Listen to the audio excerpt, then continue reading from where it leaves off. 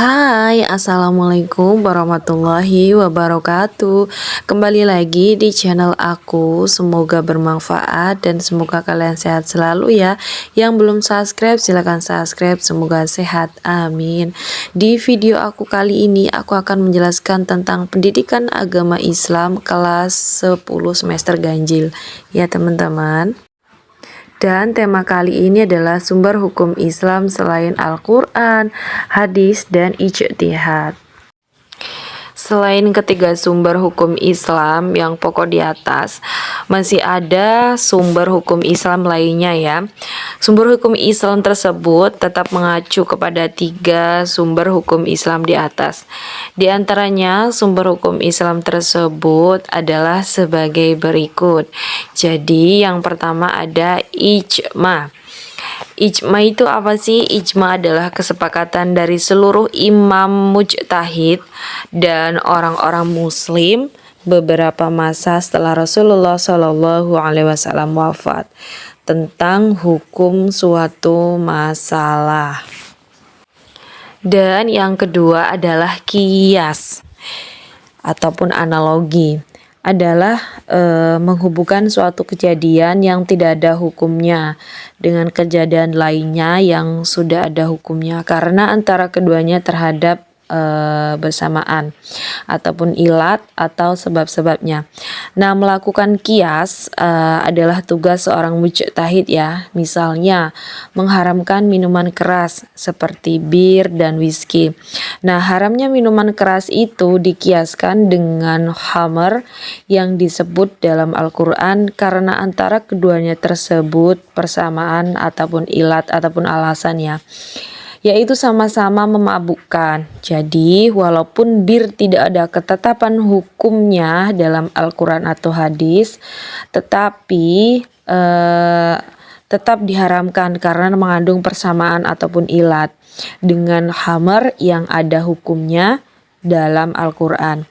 Nah, sebelum mengambil keputusan dengan menggunakan kias, maka mengetahui rukun kias. Nah, di sini saya akan jelaskan rukun-rukun kias. Nah, untuk rukun kias yang pertama itu dasar ataupun dalil. Yang kedua, masalah yang akan dikiaskan. Yang ketiga, ada hukum yang terdapat dalilnya. Yang keempat, kesamaan sebab ataupun alasan antara dalil dan masalah yang dikiaskan. Untuk yang selanjutnya yaitu istihsan listislah, yaitu menetapkan hukum suatu perbuatan yang tidak dijelaskan secara konkret dalam Al-Quran dan hadis yang didasarkan atas kepentingan umum atau kemaslahatan umum atau untuk kepentingan keadilan. Yang selanjutnya ada istishab. Istishab itu apa? Yaitu meneruskan berlakunya suatu hukum yang telah ada dan telah ditetapkan suatu dalil. Nah, sampai ada dalil lain yang mengubah kedudukannya dari hukum tersebut. Nah, itu yang dimaksud dengan istishab. Untuk yang selanjutnya yaitu istidlal, yaitu menetapkan suatu hukum perbuatan yang tidak disebutkan secara konkret dalam Al-Quran dan hadis dengan didasarkan karena telah menjadi adat istiadat atau kebiasaan masyarakat setempat.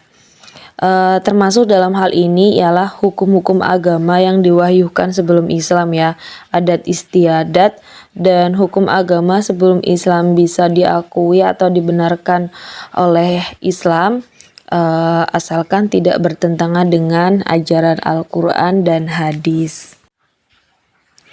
Untuk yang selanjutnya yaitu maslahah dan mursalah.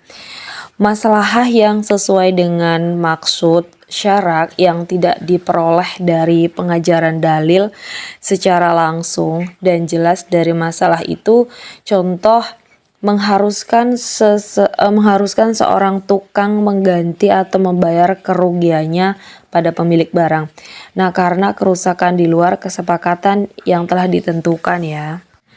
Terima kasih sudah selesai. Simak terus video aku selanjutnya ya. Semoga ilmunya bermanfaat dan kalian sehat selalu. Semangat belajarnya untuk menuju masa depan yang cerah. Sampai ketemu lagi di materi pembelajaran selanjutnya ya. Saya akhiri. Wassalamualaikum warahmatullahi wabarakatuh.